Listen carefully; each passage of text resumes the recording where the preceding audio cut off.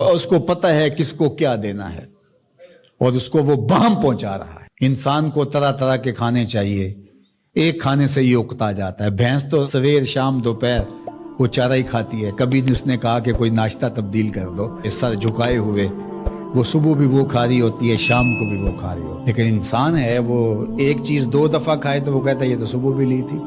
سواد کر ہی آئے جامع تغیر بھی ضروری ہے، کوئی رت ہو عمر بھر اچھی نہیں لگتی۔ اس کی طبیعت میں تنوع ہے، کبھی کہتا ہے کہ مجھے کھانے کے لیے میٹھا چاہیے، کبھی کہتا ہے مجھے نمکین چاہیے، کبھی کہتا ہے چٹکارے دار چاہیے، کبھی لحمیات کی آرزو ہوتی ہے، کبھی سبزیوں کی طرف اس کا دل مائل ہوتا ہے، کبھی کہتا ہے کہ نہیں آج میں نے یہ لینا ہے، آج میں نے وہ لینا ہے، اور میرے اللہ نے اس کے لیے سارے انتظام کر رکھے ہیں۔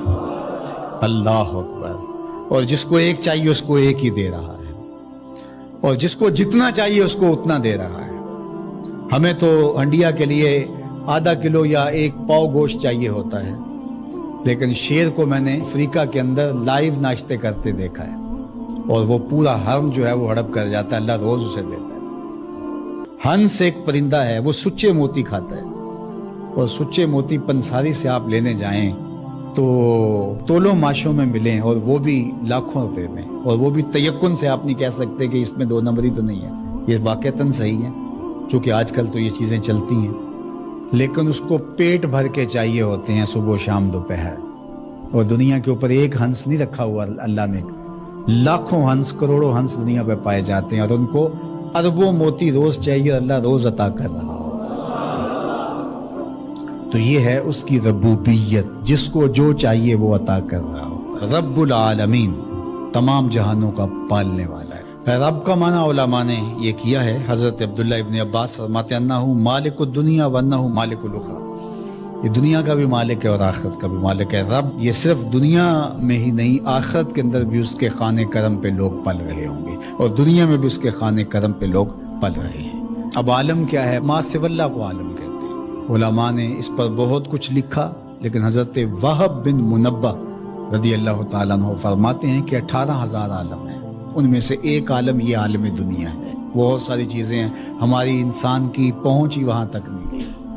وما یعلم جنود ربک الا هو، اللہ کے لشکروں کو کون جانے؟ اللہ، وہی جانتا ہے اس نے کیا کیا پیدا کیا۔ انسانی مرغ عقل تھک کے گر جاتا ہے۔ اللہ اکبر۔ تو کہا رب العالمین، تمام جہانوں کا پالنے والا۔ اچھا، یہاں رب المسلمین نہیں کہا گیا، رب المطیعین نہیں کہا گیا، رب المتقین نہیں کہا گیا، صرف نیکوکاروں کا، اچھے لوگوں کا رب ہو۔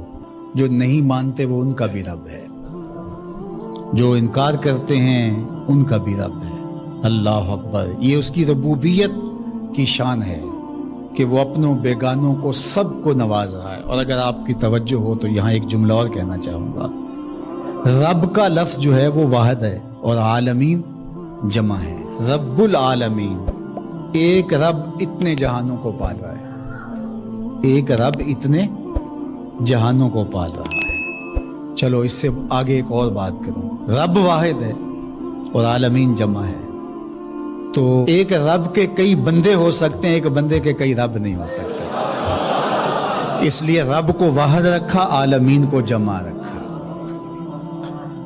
کیونکہ اگر ایک خادم جو ہے، ایک غلام 5-6 آقا رکھے تو ایک کہے پانی لے کے، اور دوسرا کہے کہ میرے حقے میں آگ بھرو، اور تیسرا کہے تو وہ کدھر جائے گا کدھر جائے گا، اور ایک آقا 100 خادموں سے بھی کام لے رہا ہے۔ تو رب کو واحد رکھا، عالمین کو جمع رکھا، اس لیے بندے کا رب ایک ہی ہو سکتا ہے، 360 نہیں ہو سکتے۔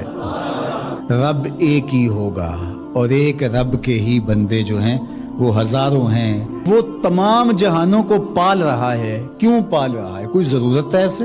جو بھی ہے، باپ اولاد کو پالتا ہے تو اس کے ذہن کے کسی گوشے میں ہوتا ہے یہ بڑھاپے کا سہارا بنے۔ شاگردوں کو استاد پڑھا رہا ہوتا ہے، اس کے ذہن میں ہوتا ہے کہ کل یہ میرے کاز میں میرے ساتھ کھڑے ہو جائیں گے، میرے ساتھی ہوں گے۔ ملازموں کے ساتھ ان کا باس کھڑا ہوتا ہے تو ان سے کام لینا ہوتا ہے، غرض ہوتی ہے۔ تو اللہ اتنے جہانوں کو پال رہا ہے تو کیا غرض ہے؟ الرحمن الرحیم، محض رحمان ہے نا، اسے کوئی غرض نہیں، وہ رحمان ہے اور رحیم ہے، اور یوں ہی پال رہا ہے۔ جو نہیں مانتا اسے بھی پال رہا ہے، اور جو مان رہا ہے اسے بھی پال رہا ہے۔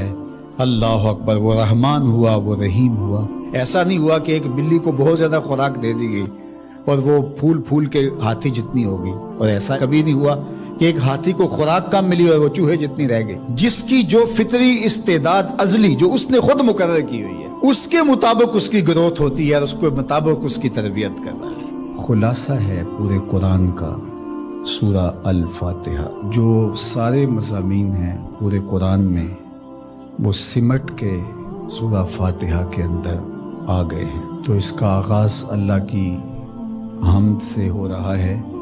الحمدللہ، تمام خوبیاں اللہ کے لیے۔ کسی کے اختیاری حسن پر، کسی کے اختیاری جمال پر جو ثنا کی جاتی ہے، ستائش کی جاتی ہے، اسے حمد کہا جاتا ہے۔ کچھ خوبیاں اختیاری نہیں ہوتی، غیر اختیاری ہوتی۔ اگر کسی کا رنگ سفید ہے، نقوش تیکھے ہیں اور اس کی آنکھیں نرگسی ہیں، اس کے دیگر اعضاء کا توازن بڑا اچھا ہے، تو یہ اس کا اپنا کمال نہیں ہے۔ ایک شخص عالم ہے، اس نے پڑھا، محنت کی، آگے بڑھا، تو یہ اس نے محنت کر کے ایک چیز حاصل کی، تو اس کا وصف بیان کرنا اور اس پر ثنا کرنا یہ غیر اختیاری حسن نہیں ہے بلکہ اختیاری ہے۔ تو کمال وہ ہوتا ہے جو چیزیں اختیاری ہوں۔ تو اللہ جل شانہ کی حمد اس لیے کی جاتی ہے کہ اس کی چیزیں، اس کا حسن غیر اختیاری نہیں ہے، وہ اس کا اختیاری ہے۔ اللہ اکبر۔ تو کسی کے اختیاری حسن پر تعریف حمد کہلاتی ہے، اور اگر وہ نعمت کے مقابلے میں ہو تو وہ حمد شکر کہلاتی ہے، اور اگر نعمت کے مقابلے میں نہ ہو تو اس کو حمد کہا جاتا ہے۔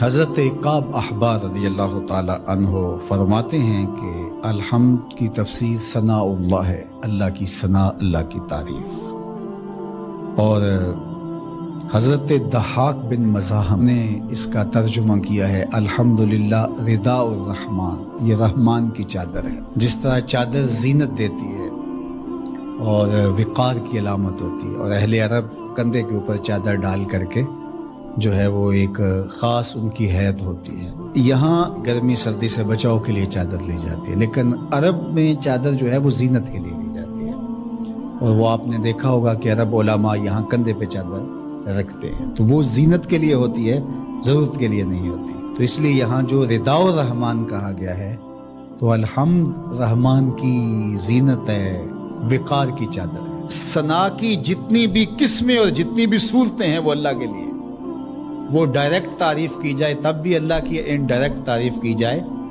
پھر بھی اللہ کی ہے۔ یعنی پھول کو کہا جائے کیا خوب پھول ہے تو پھر بھی اللہ کی تعریف، اور کہا جائے سبحان اللہ پھول کو دیکھ کر پھر بھی اللہ کی تعریف، پاکیزگی اللہ کی بولی جا رہی ہے۔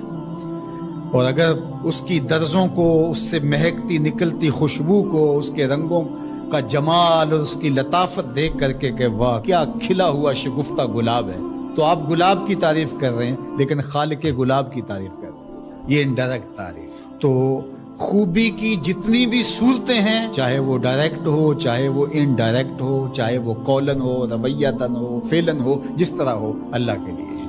اس کی تم کیوں خوبیاں بیان نہیں کرو گے؟ الحمدللہ رب العالمین، وہ تمام جہانوں کو پالنے والا۔